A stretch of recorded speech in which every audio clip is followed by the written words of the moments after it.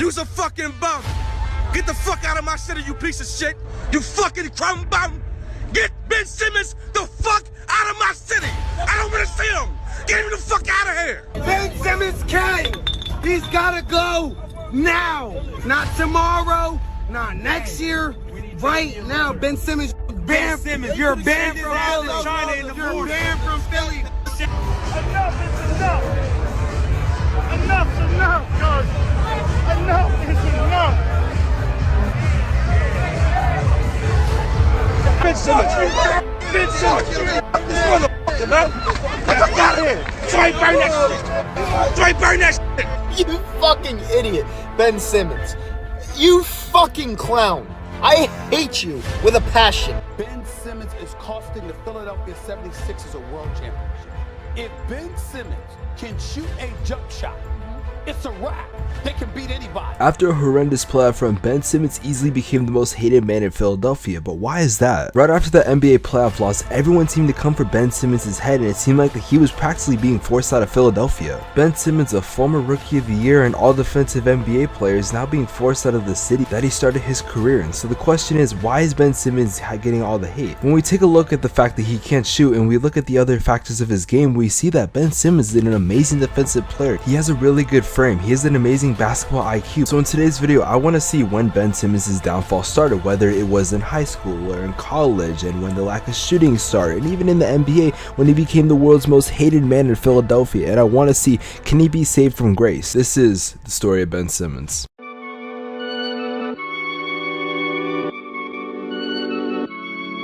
Benjamin David Simmons was born on July 20th, 1996 in Melbourne, Australia. And like I said, a lot of people may not know this, but Ben Simmons actually lived in Australia for a very long time, and he only moved in 2013 during his sophomore year of high school so he could play against better kids in his area. And that high school he went to is a pretty popular high school. I don't know if you heard, it's called Monteverde Academy. It's one of the best high schools in the nation. Now the thing is that Ben Simmons did not play varsity basketball, at least being on record on max preps, until his senior season. He played one game during his junior season, but only got 13 points in that game, but in his senior season he actually played very well. Ben Simmons' high school stats were 27.5 points per game, 3.9 assists per game, 11.5 rebounds on 66% from the field, and actually a terrible 29% from the three. See, a common misconception for a lot of people about Ben Simmons is that he was just a sharpshooter straight out of high school and college, that when the NBA he really sucked, but in reality 29% is not good, especially for someone who's supposed to be a quote-unquote point guard. Now yes, this was the same team where he did play with D'Angelo Russell, which that was actually one of the best high school basketball teams we've seen in a while, and that team would go on to win the state championship that season. Now in college at LSU, Ben Simmons didn't play that bad either, averaging 19.2 points per game on 4.8 assists, 11.8 rebounds. He did improve on his assists and rebounding, shooting 56% from the field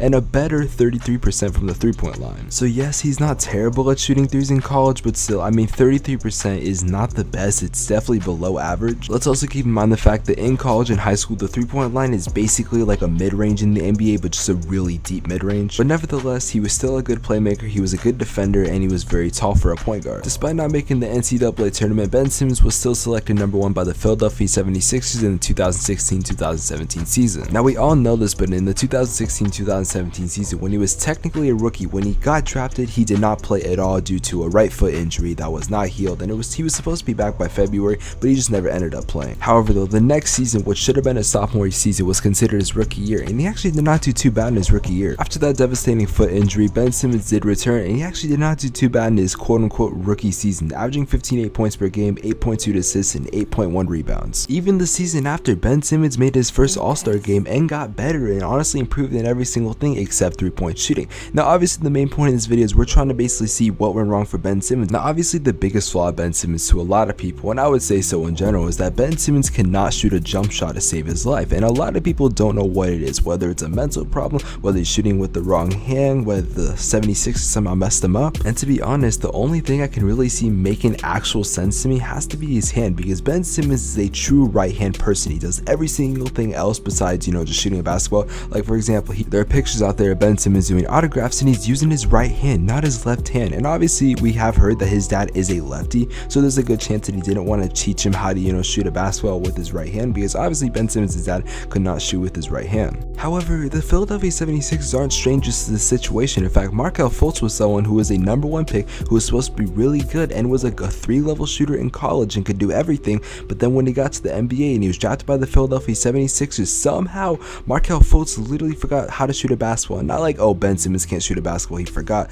Like, he mentally and physically could not shoot a basketball. Now, I don't think Ben Simmons legitimately forgot how to shoot a basketball, but he still can. But it's just interesting to note the fact that this team doesn't exactly like, oh, not know what they're doing with this. This has happened before. Markelle Fultz was an interesting situation, yes, but Ben Simmons, like, I don't know how you just forget. Like I said, also in college and high school, the 3-point shot is a lot more, well, obviously easier, and it's a lot closer than normal. A solution that a lot of people have came up with is, oh, what if Ben Simmons just switched to shooting to right hand? And I mean, that's not exactly easy to do when you've been doing it a majority of your life, but it's definitely possible. And somebody named Tristan Thompson switched from shooting with his left hand to now his right hand. Now, obviously, Tristan Thompson isn't a 3-point shooter, and he's not exactly a good jump shooting guy, but he is still someone that we should keep in note, because it just goes to show that it is very possible for Ben Simmons to make the switch. Now, there is a thought in the deep back head of my mind, if I'm honestly thinking, is this something with Philadelphia? Because how do you mess up two #1 overall picks and they completely forget how to shoot a basketball? Like, it just doesn't make any sense to me. And I tried looking into the history of like their shooting coaches and seeing like maybe if something happened. I can't find a single thing. Now, even if Ben Simmons honestly does switch to his right hand, he does somewhat improve on shooting. I don't think that's all that Ben Simmons is going to need to have happen. In fact, I really do believe that Ben Simmons needs to be traded. Now, obviously, if you've been watching my channel for a minute, you would know that I am a big advocate when it comes to trading Ben Simmons to a team like the Warriors or the Trailblazers or even the Sacramento Kings, because playing in Philly is a very interesting situation. If you're one of the best players in the league and you're a good player for your team, then you're not going to get eviscerated. But if you're someone like Ben Simmons, in the eyes of a lot of people in Philadelphia, basically thought that he choked away the series and that Ben Simmons played terrible, which he did play terrible. Regardless, you have a lot of people coming for you, and yes, it is very hard to play in that city, because if you guys don't know, Philadelphia is literally the most toxic fan base when it comes to sports. Even if you win or lose or whatever, you're going to get eviscerated if you play very bad. Like, even when the Eagles won the Super Bowl, they were very toxic and the city became a shithole. So yes, if you guys haven't noticed, the reason I'm a big advocate for Ben Simmons getting traded is that he's not going to thrive in that area. I don't care if he actually technically became like a top 3 player,